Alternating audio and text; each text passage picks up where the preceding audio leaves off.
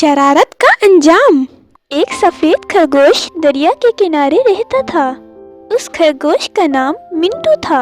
मिंटू अपने घर से निकलकर एक बड़े से पत्थर पर बैठ जाता और दरिया के दूसरे किनारे के खूबसूरत बागों को बड़ी हसरत से देखा करता। वो पूरा दिन इस सोच में काट देता कि काश वो भी वहाँ तक पहुँच सकता, लेकिन दूसरे किनारे तो सिर्फ तैर कर ही पहुँचा जा सकता था, पर मिंटू तैर नहीं सकता था। और इधर दूसरे किनारे के प्यारे प्यारे नज़ारे मिंटू को हर वक्त पुकारते। एक दिन मिंटू को एक तरकीब आई जो उसे दरिया के दूसरे किनारे तक पहुंचा सकती थी। मिंटू दरिया के किनारे आकर बैठ गया और जब मगरमच्छ ने अपना मुंह दरिया से बाहर निकाला तो मिंटू ने उससे पूछा, क्यों भाई मगरमच्छ, तुम बता सकते हो कि दोस्त किसकी ज्यादा है, तुम्हारे या मेरे? फिर मगरमच्छ बोला, ए खरगोश, ज्यादा इतराने की जरूरत नहीं है, दोस्त मेरे ही ज्यादा है, तुम्हें कौन पूछता है? और फिर खरगोश बोला, अगर ये बात है तो अपने दोस्तों को बुलाओ और उन्हें एक कतार में खड़ा कर दो। मैं उन सबको गिन कर देखूंगा और फिर मैं अपने दोस्तों को बुलाऊंगा और तुम उनको गिन लेना। क्या तुम्हें मंजूर है? मगरमच्छ फौरन ही राजी हो गया और अपने दोस्तों को बुलाने चला गया। मगरमच्छ अपने दोस्तों को बुलाकर ले आया।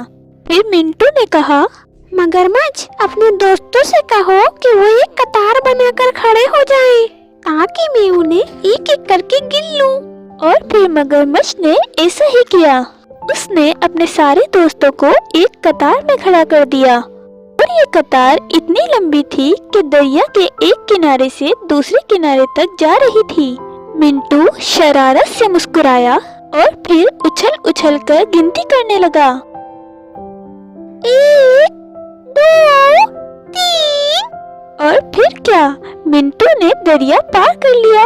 और फिर खरगोश तेजी से हंसा, शुक्रिया मगरमच्छ भाइयों, मुझे दरिया पार करवाने के लिए। मैंने तुम्हें कैसा बेवकूफ बनाया। हा हा हा।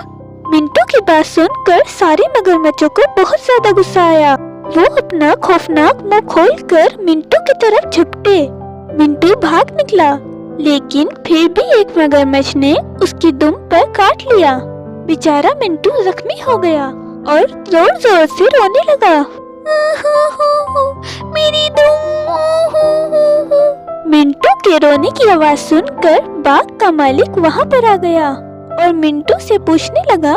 फिर मिंटू ने उसको अपनी सारी कहानी सुनाई और फिर माली ने कहा, बरखुदा, तुमने ये बहुत बुरा किया। अगर तुम वादा करो कि फिर किसी को बेवकूफ बनाकर अपना काम नहीं निकालोगे तो मैं तुमको अच्छा कर दूंगा। फिर मिंटू ने कहा, वादा करता हूँ चाचा माली, बस तुम मेरा ये जख्म ठीक कर दो। मैं आइंदा किसी को भी बेवकूफ नहीं बनाऊंगा।